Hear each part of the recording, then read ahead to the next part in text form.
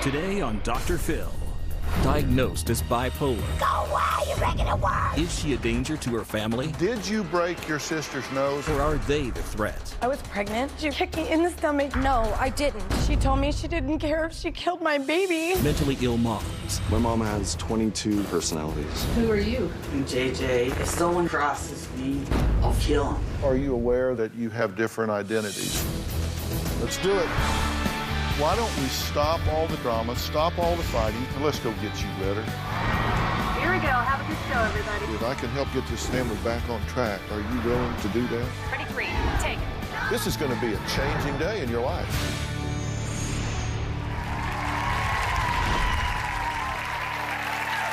Take a look at these celebrities. See if you can figure out what they all have in common. All very talented, super successful in their field. So what's the connection among all these people? They've been diagnosed with bipolar disorder. Now, it's no surprise that a bipolar diagnosis comes with quite a stigma because many people really don't understand it. So today, we're going to tell you what it means, what's behind the diagnosis, and how it affects the family. Now, Amanda is a young mother of 2 who has been diagnosed as bipolar. She says her entire family is not only insensitive to the diagnosis, but they are downright mean to her about the condition. Take a look. I'm the one that's bipolar, and my family's driving me crazy. If I don't ask you for advice, Mom, please don't give it, because it's just going to upset me more. I'm afraid to be around Amanda because every time I seem to be around her, I either get hurt or in trouble. My entire family has a problem with me being bipolar because they don't understand why I think differently than they do. If you say something to her, she could go from 0 to 60 in like 3 seconds. You took off on me. You were supposed to go get me something to drink and cigarettes, and you left me here. I can go from being very happy and lovey-dovey and to PO'd, yelling at everybody. When Amanda was on prescribed medicine, she did act better, but it also made her sick, so she did stop taking it. Any little thing that you say to her could set her off. She threatened to jump off the roof. We had to hold her until the cops got there. Some days we're great, we're best friends, we're buddy-buddy, and the other days we fight like cats and dogs. She knocked me on the floor, punched me in my face, and broke my nose. I get so angry. I don't want to kill her. I love her. I don't want to kill her. We fight about a lot of stuff. It's anything. I get to a point where I'm like, please understand what I go through. Why don't you get it? All we want is for her to get better. I don't want to live the rest of my life like this. Now! Now, while the Dr. Phil crew was shooting with them this weekend, Amanda had a bit of a breakdown. Now, I show this to you to demonstrate the extremes of her emotions. Take a look. Are you not going to talk to him now? I didn't see that. Well, they're ready for you. Okay.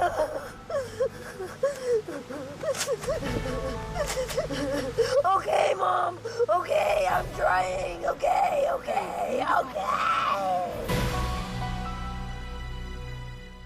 Tell me what your level of awareness is, what you're thinking and feeling when you're in that moment. I don't even know. It just takes over, and I shake. I can't feel anything. I've punched myself and left bruises on myself because I can't feel anything. I shake, I scream, I yell, and then at the end of it, I apologize because I just love my family so much and I don't want to do this to them anymore. Did you break your sister's nose on Mother's Day? Yes, I did. You punched her in the face? Yes, I did. Okay, and why? Because she jumped me. I absolutely did not. You hit me open-handed in the face. If somebody hits me, I'm going to defend myself. I only smacked you in the nose because you came after me when me and Mom were sitting at the counter talking. You kicked me. Okay, well, and then you came back at me again. Okay, let me ask you something so I understand this. And understand, I get that this behavior can be very frustrating for everybody involved. It can be frustrating for you because, in a sense, you're kind of on a roller coaster and you don't know when you're going to take a dip, right? I mean, you're just kind of riding along and all of a sudden, whoa, you go. Exactly. Is that a fair assessment? That's perfect. And that's what it's like for you, right? You're like, you never know. She can be like she is right now, but before the end of this sentence, she could be substantially different, correct? Pretty much, yeah. Do you believe that she has a mental illness? I do believe she has a mental illness, but I also believe that she takes advantage of it. When she acts like this, she takes no responsibility for it. She just, oh, it's because I'm bipolar that I act like this. And you think she just makes that up? I don't think she makes it up, but, I mean, it can't be every single situation that, you know, I blame it on the bipolar. You say she's violent. She's very violent. You say she lies all the time. What was it she lied to the police about? She lied to the police about me kicking her in her stomach. Okay. Now, tell me what you told the police. I was 8 months pregnant, and I told the police when they walked in, I said, I don't know what to do. I said, I don't want to hurt them. They've been hurting me. And the cop pulled me outside immediately, and I told him what happened, and I told him right before he got there that Rian had told me she didn't care if she killed my baby or not, and I never she said kicked me that. in the stomach. I absolutely never said that. You did. No, I did not. Okay, now, everybody take a breath here. If you really want your lives to be different, and they can be, then you need to tell me the truth. One of you is blatantly lying, and I want somebody to tell me the truth. And look, I'm not going to judge you if you're not telling me the truth and you're making that up because that's how you felt. I'm not going to judge you if you say, yeah, I was mad. I say a lot of things when I'm mad. Of course I don't want to kill her, but I get that. But somebody needs to tell me the truth or we're through talking. Right now, I will tell you, I did not say that. I never told her that I hoped she lost her baby. I told her back in November that she didn't deserve her baby because she wasn't taking care of herself. Did you kick her in the stomach? No, I did not. Okay, so she's lying about that. She did kick Absolutely, me in the she stomach. is. Then why did you go to jail? Because you kicked me you're in the lying. stomach. I am not a liar. Yes, you are. No, you yes, kicked you me. are. You kicked me. No, I did not. You kicked me in the stomach, Leo. Then where were the bruises? I love you so much. Where I were don't the care if bruises? you did it. Where were the I just wish bruises? that you would tell people that you did it. I didn't do it, because where were the bruises? Because the cops sure as hell didn't take you to the hospital. Bull. The cops sure as hell took you to jail because you did it. Because Okay, you lied. hold on. Now, talk to me. Forget about this for a minute. Talk to me. If you are bipolar, and I don't know whether you are or not, I don't know where you got that diagnosis, I don't know who gave it to you, I've not seen any behavior yet that's consistent with bipolar. So that doesn't mean that you're not bipolar, but nothing I've seen yet would be explained under the umbrella of that diagnosis. And what I know about bipolar is that you can be completely cognitively efficient, you can have perfect memory, you can articulate things extremely well, and you certainly know the difference between right and wrong. So, I'm asking you now, have you, in fits of anger and anxiety, said things about your sister? Or to her that I regret? Yes, I do. But have you said things that were not true? No, I have not. Because, Yes, you look, have. these are not things about which reasonable folks can differ. She either kicked you in the stomach or she didn't. And you know the difference. You know she either did or she didn't. And she did.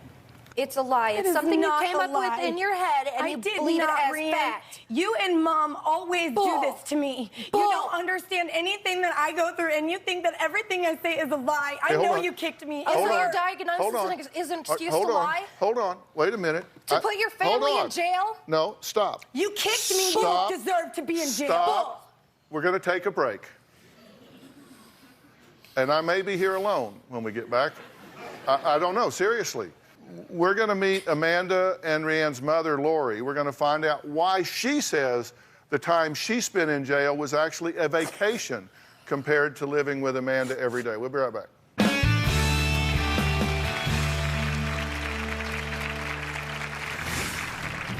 My sister came in and they were both trying to like physically hold me down. Amanda called 911. Amanda told the cops that my mother held her down and I kicked her in the stomach. I didn't have to listen to her screaming. It was 4 days of peace.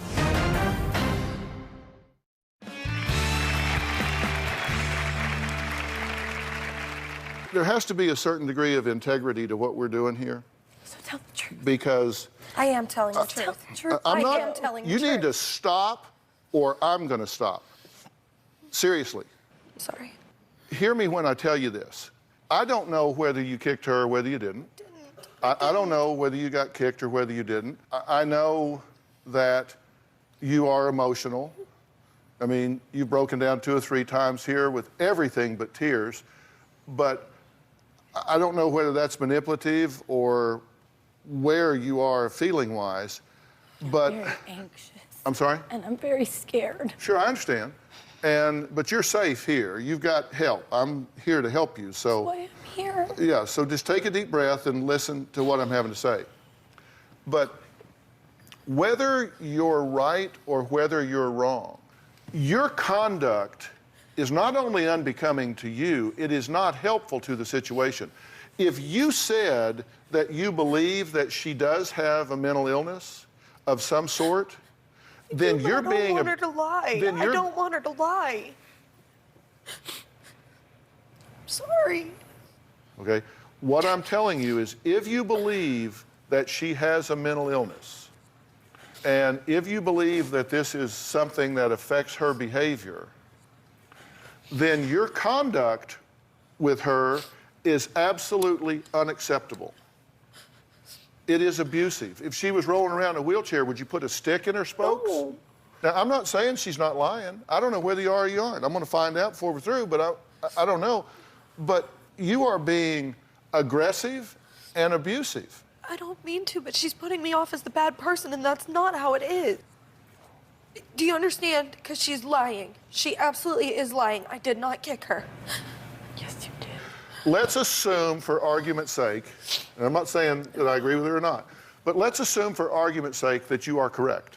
In what way does that justify you yelling at her, screaming at her, and being aggressive? She got me discharged from the Army. That's the only thing I ever wanted. I lost 60 pounds to get in the Army. I was a month away from basic, and she got me discharged. So what you're saying is you don't care whether she has a mental illness or not. What you care about is that she stole a dream from you. You're frustrated about that, you're angry about it, and you're going to rage about it until you get some kind of catharsis, some kind of venting of it. Is that what it is? I'm just...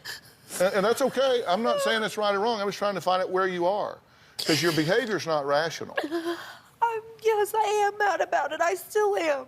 And you didn't go because... She lied. How did she keep you from going? I got discharged from the Army because of her lie. I was not charged with a felony, but the reason I was arrested was for kicking a woman in the stomach with prior knowledge that she was pregnant.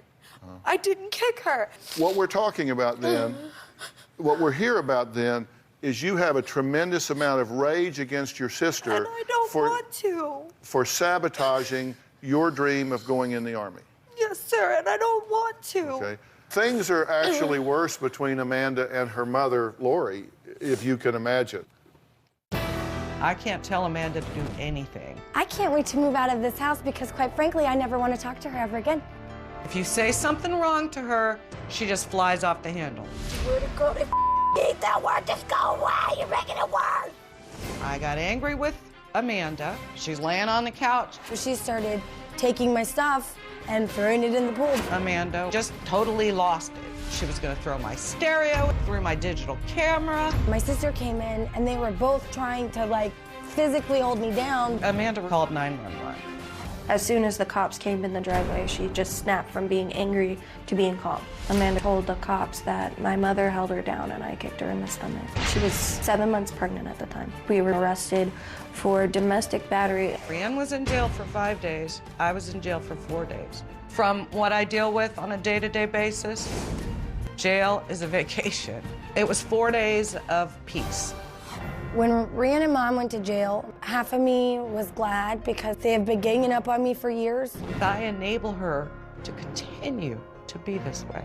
I just want my mother and sister to understand that this isn't my fault all the time. I don't try to make their lives miserable. I'm tired of walking on eggshells. Okay, Lori, thanks for joining us. You've been watching everything so far. Yes, I have. What do you have to add to this? I have to add, I'm a little embarrassed with you guys for the last little bit that you did. On the other hand, There is no way that Rhiannon did kick her. That was a lie. She didn't. I was accused of holding her down and allowing Rhiannon to kick her in the stomach. She just said that she wasn't on the ground. Did you tell the police that your mother was involved in this? Yes, I did. I did not tell them that she was holding me down, though, because she wasn't. I think my mom was just trying to hold me and tell me that it was going to be okay and that I was going to make it through this because we had been fighting.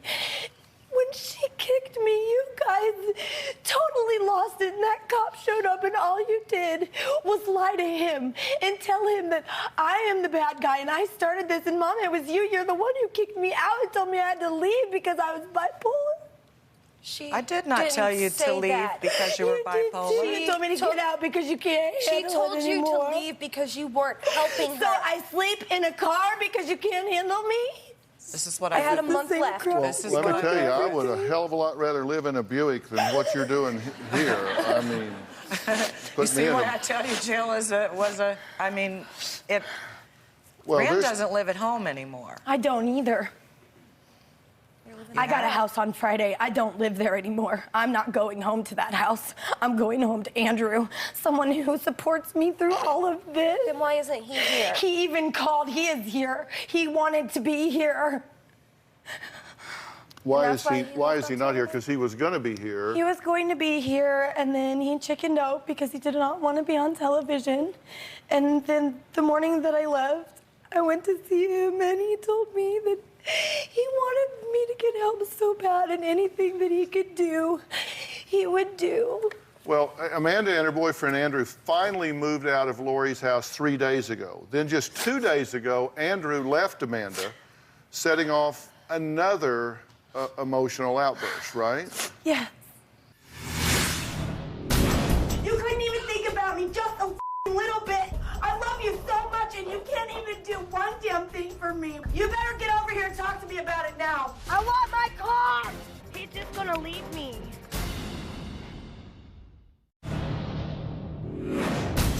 You couldn't even think about me just a little bit. Just a little bit. It's terrible. I love you so much, and you can't even do one damn thing for me. Well, then get over here. You have my car. You better get over here and talk to me about it now, or you ain't gonna have me very much longer. I want my car!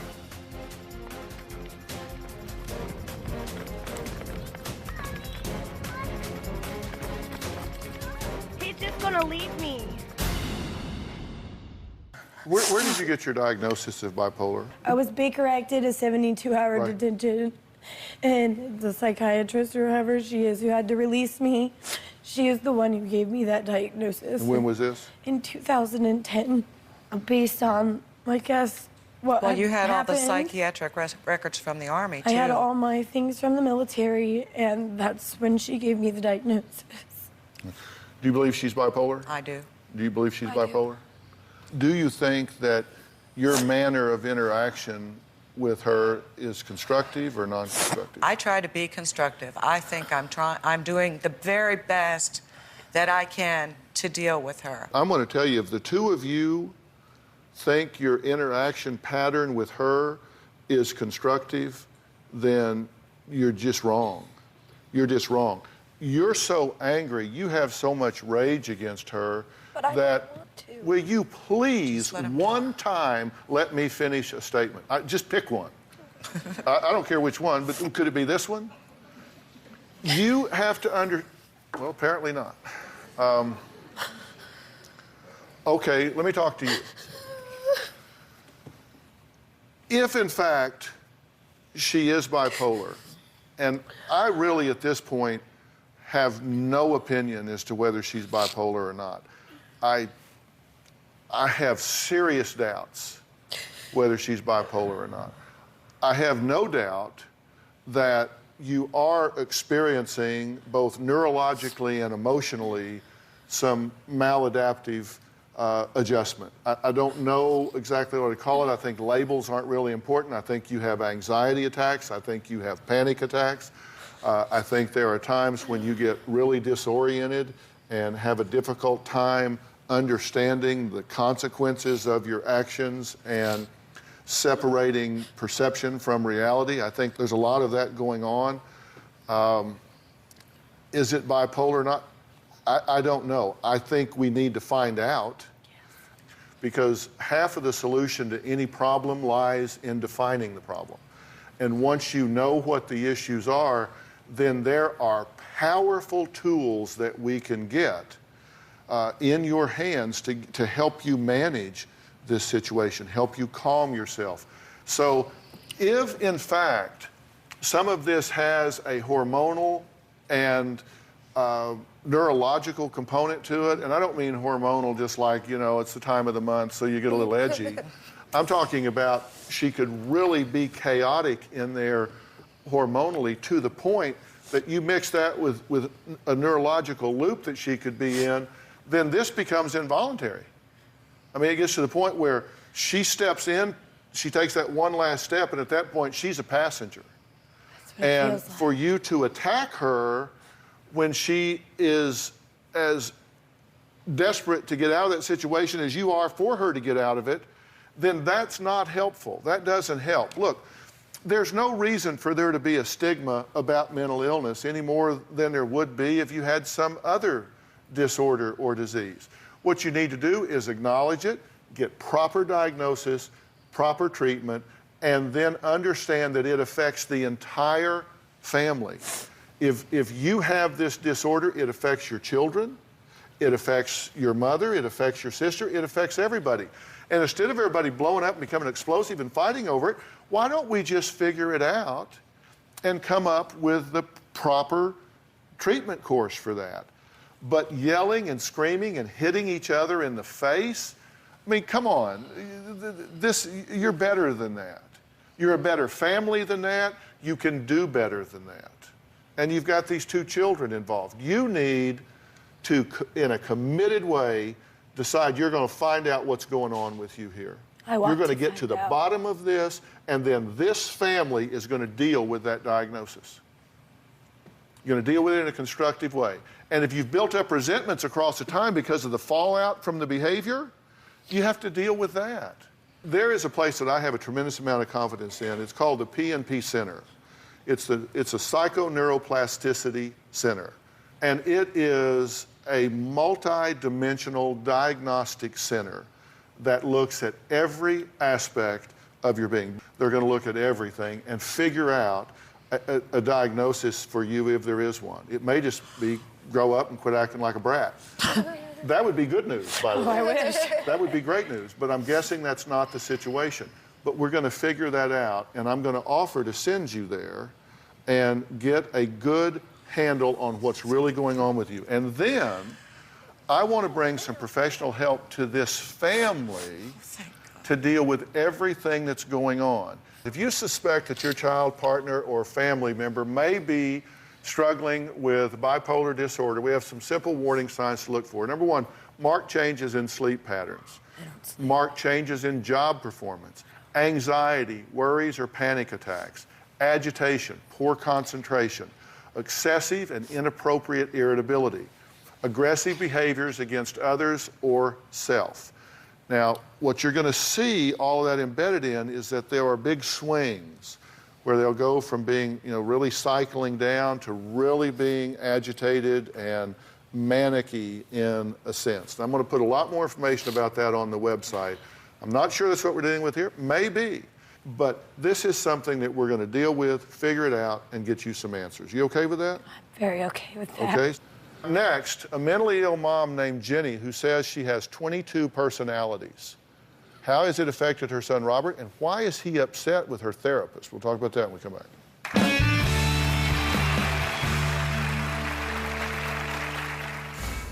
With my mom, I didn't know what would happen next. You can be talking to my mom, and all of a sudden she'll just start being someone else. You're Janae. Mm-hmm. Okay, I've never met you, have I? No. My mom's not aware when this happens. She will ask, did something just happen? Did I just change?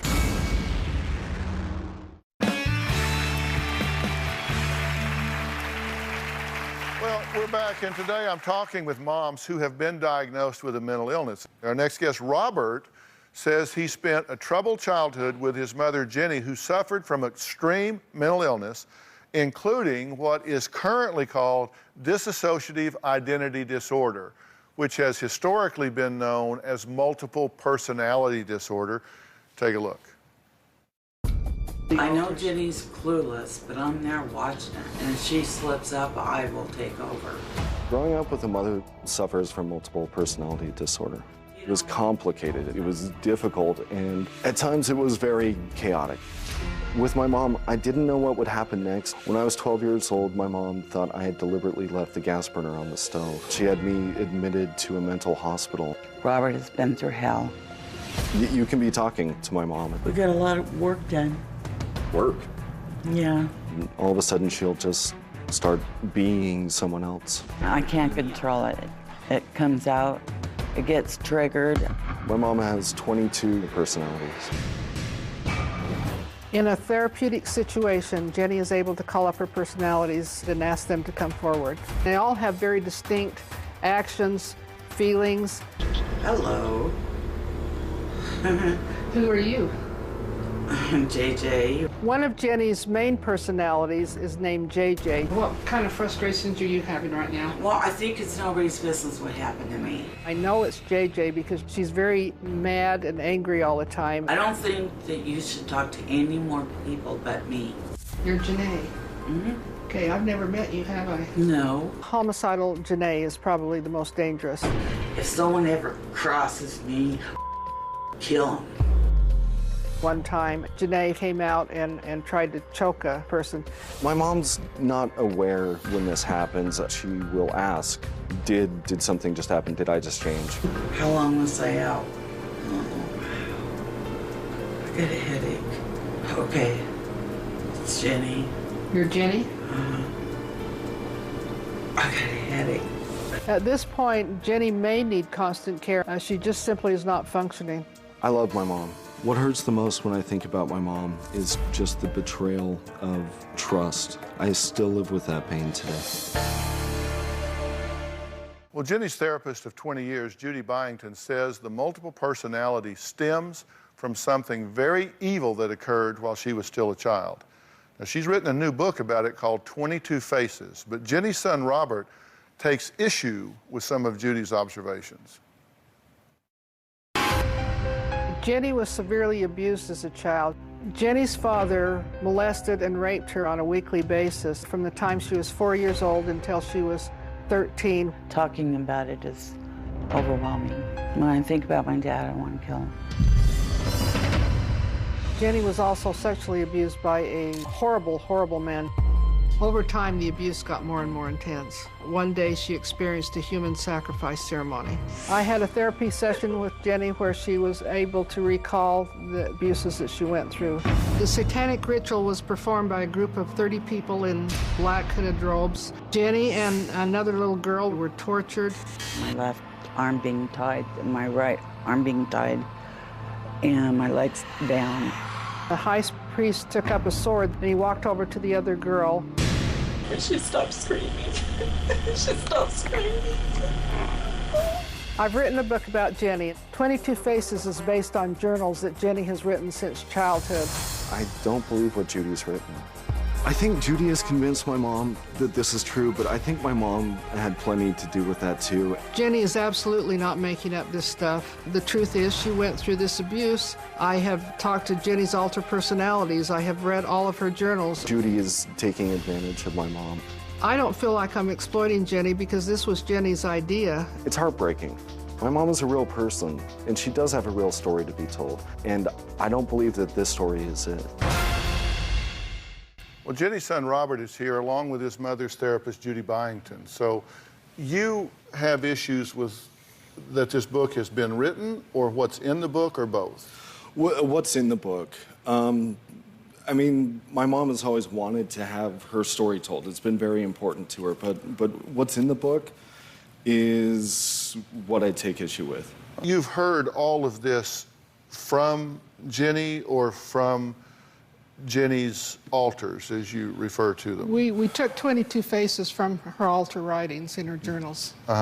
And did you do anything in terms of collateral confirmations of the things that she was telling you? Because if you were hearing it from an alter, but you believe that it did happen in the real world, then there would be some way that you could backtrack and investigate and confirm whether these things occurred or not. That's right. She spent about 1.5 years at the Utah State Psychiatric Hospital, where she had recall of her repressed memories from childhood.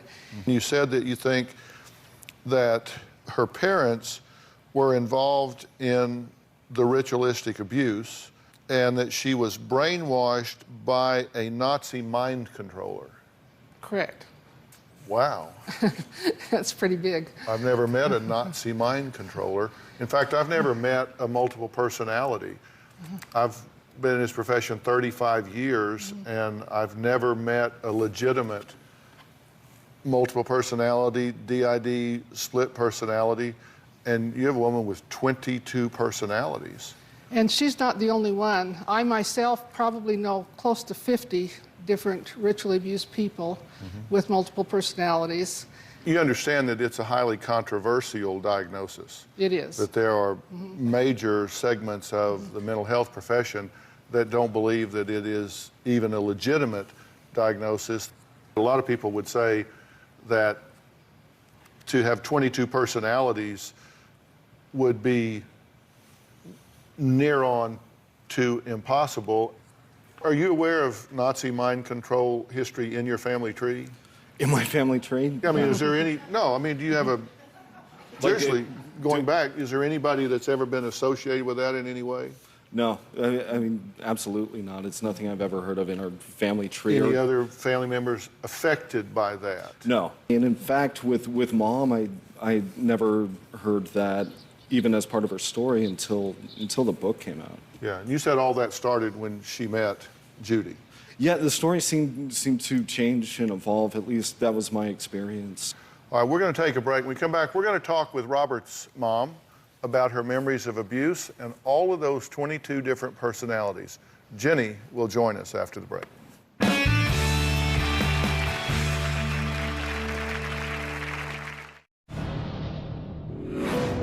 Half my life has been in unconsciousness, but I call them parts of me because they are. And I love every single one of them, even though they embarrass the heck out of me. Well, we've been talking with Robert, who says his mother, Jenny, suffered with mental illness for years in the form of dissociative identity disorder, better known just in the lay public as multiple personality. Jenny, thanks for being here.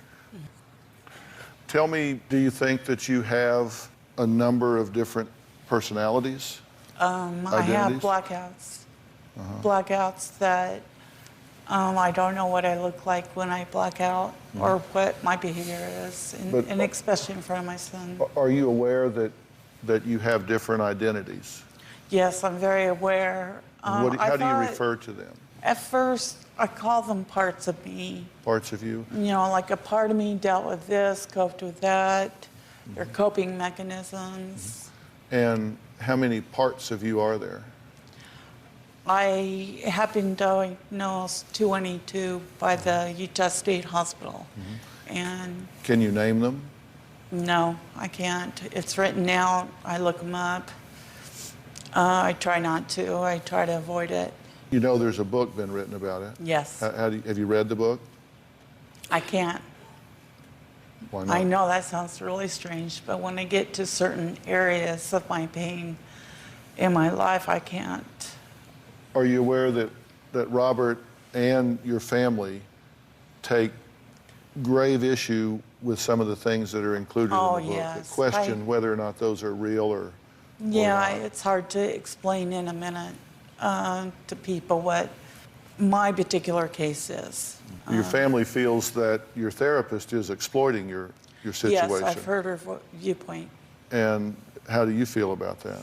I don't know what I would do without Judy as far as her help guiding me along to be a young woman. And how long has the book been out? Since May 15th. Has it been successful? Yes, we've had a lot of interest in it. What happens to the money from the book? It goes into an account. I mean, does it go to you? Does it go to Jenny? It goes to me. So you make the money off the book?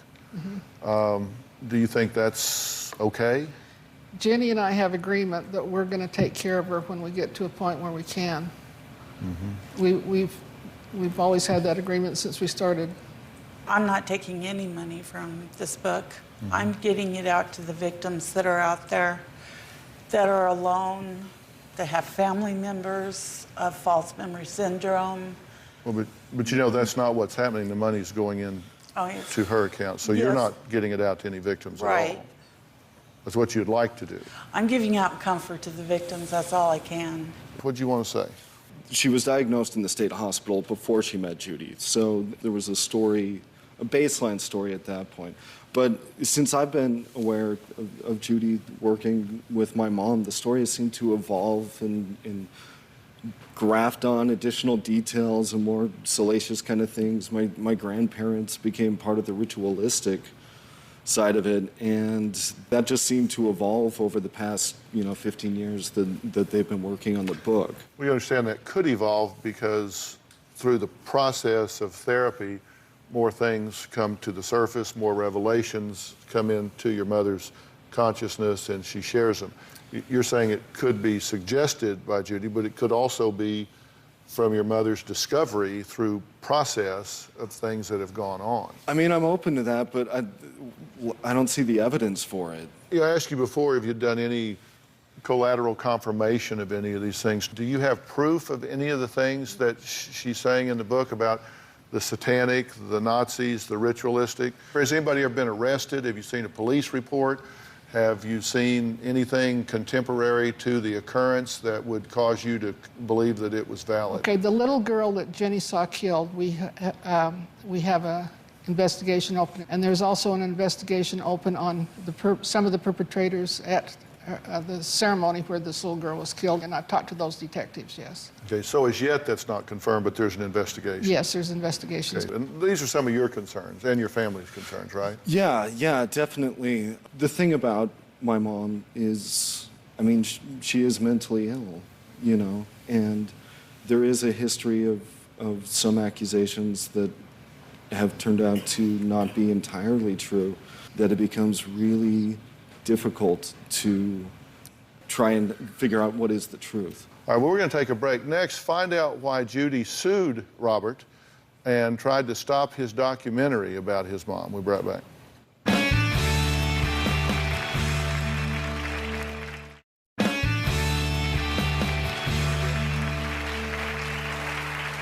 Well, we've been talking with Robert and his mother, Jenny, who believes that she has 22 distinct personalities that are referred to as alters. Now, Jenny's therapist of 20 years, Judy, wrote a book about the abuse that she says caused Jenny's personalities to fragment. Now, you were going to do a documentary about your mother. You are doing a documentary. Well, I was in school. I did a documentary. It was finished. I did a documentary about my mom, about actually a suicide attempt that was going on at the time I was taking the class. But you got a cease and desist letter from Judy's lawyers? That's right, after it was complete. Why? When we became aware of the film, I called Robert's professor and asked him about the film, and he indicated that the class were, laughing and joking about Jenny and her multiplicity, and I became very concerned. I knew that he had gone in and did a surprise interview with Jenny where right after she had had an operation and was on heavy medication and had filmed her answers to questions. I was really concerned about how she was portrayed in the film. And another reason was that I had copyright infringement. So I had my lawyer cease and desist him from releasing the film. I was concerned about Jenny and her feelings and how she was being portrayed as a multiple personality. And with the work you've done in the book and all, you have her consent to do that? Yes, she signed over her rights to her story to me. When you got informed consent from her, did you question whether she was competent to give you the informed consent? No, she was perfectly competent. If it was an issue for me to film Mom when I did around the suicide attempt, isn't it also an issue for her to sign a life rights contract, like in that same kind of period? I don't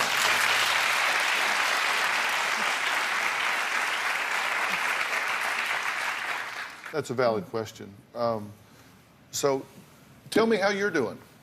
What do you, let's forget about these guys for a minute. No, I just heard new news. What was your news that you heard? Well, the Nazi thing, I don't understand at all. I've never, ever been approached about a Nazi thing in my family, so I don't know where that's coming from. You talk about her being programmed by a Nazi mind control expert? Yeah, the old man that programmed you. That's what I'm talking about, yeah. So how do you spend your days now? I do a lot of PR with the mentally ill, lost in the cracks for around holidays, and work on the streets a lot. I've been homeless a couple times. I know a lot of people. I check up on a lot of people, and they make my day. It was very nice of you to come here and share with us, and I hope we haven't asked anything too intrusive of you. No, you read the book. Yeah. I haven't. All right. We'll be right back.